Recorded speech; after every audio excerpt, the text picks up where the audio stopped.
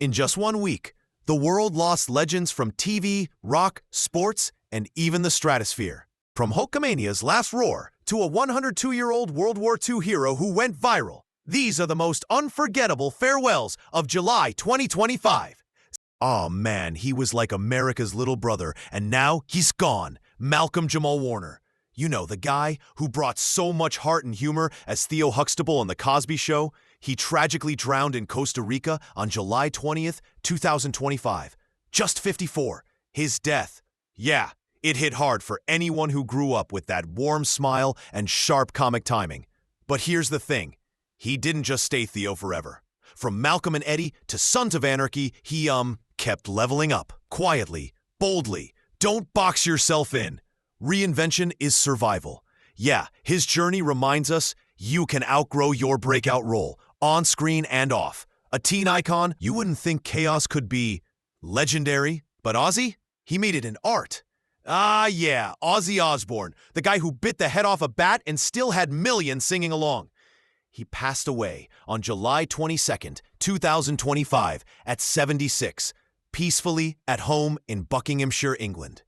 After years of battling Parkinson's and honestly, defying all odds. He didn't just front Black Sabbath, he created heavy metal. And then somehow, he turned into this reality TV dad with Sharon, Kelly, and Jack in the Osbournes. It's never just the music, it's the madness too. Legacy, like Ozzy's, isn't about polish, it's about unforgettable impact. Bats, riffs, reality TV, legend. Okay, picture this, a linebacker flying in helmetless and still making the tackle. Yeah, that was Brian Brayman. He passed away on July 17th, 2025 in Spokane, Washington. Just 38, taken by cancer way too soon. But man, his career, anything but quiet.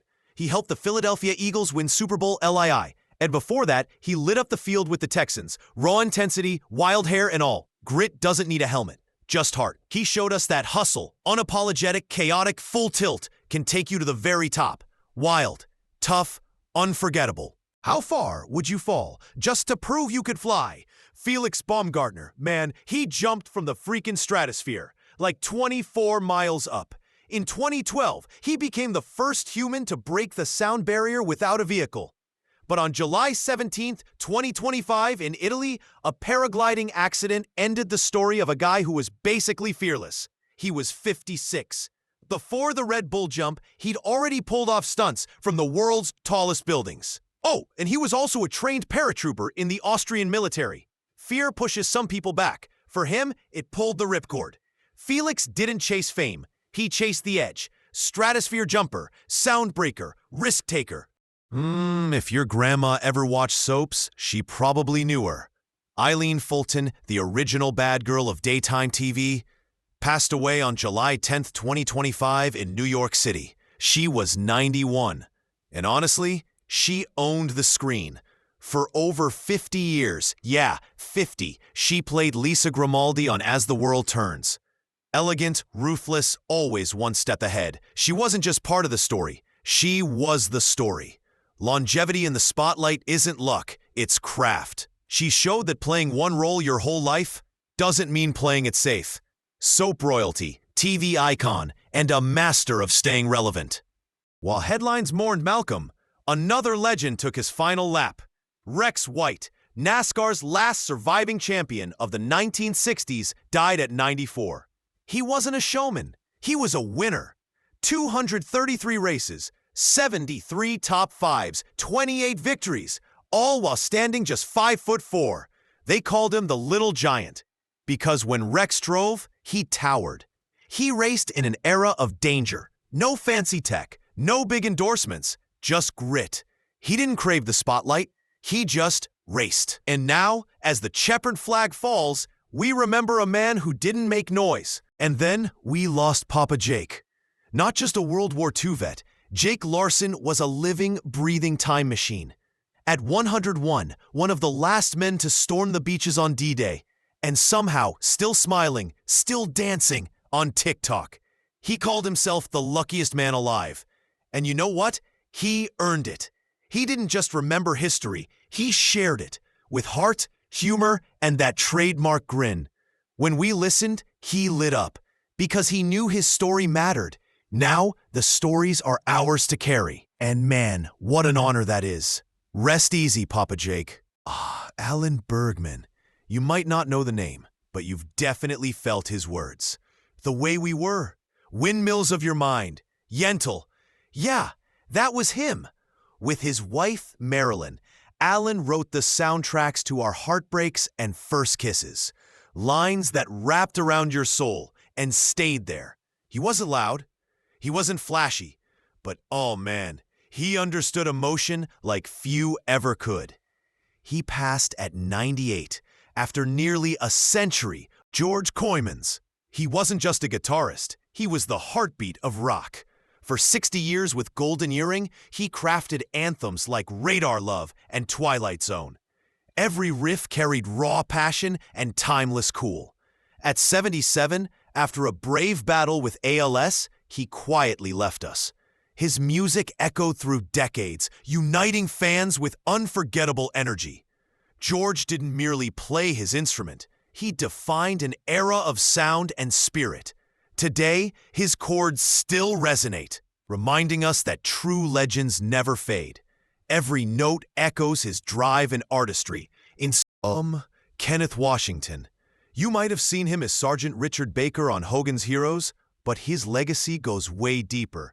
In the 60s, when roles for black actors were scarce, he broke barriers with quiet strength and undeniable talent. A pioneer on screen, long before it was safe or common.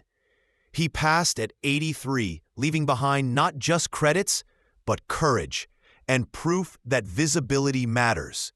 He didn't chase stardom. He carried dignity into every frame. And for so many, especially black actors today, he opened doors that had long been bolted shut. Hey, real quick, if this is hitting something in you, if you're watching like, damn, I remember that guy, then maybe stick around. This video took time, and if you hit that like button or drop a quick comment, whoa, Hulk Hogan, the mustache, the bandana, the what you gonna do, brother. For millions, he was larger than life, wrestling's first true rock star.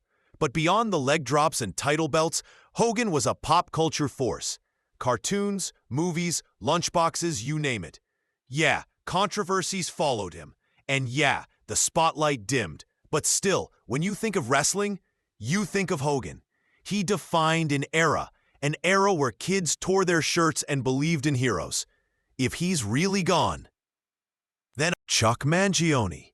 You didn't just hear his music, you felt it wrap around you like a warm breeze. Feel So Good wasn't just a hit, it was a vibe. Soft jazz, soft lighting, soft everything.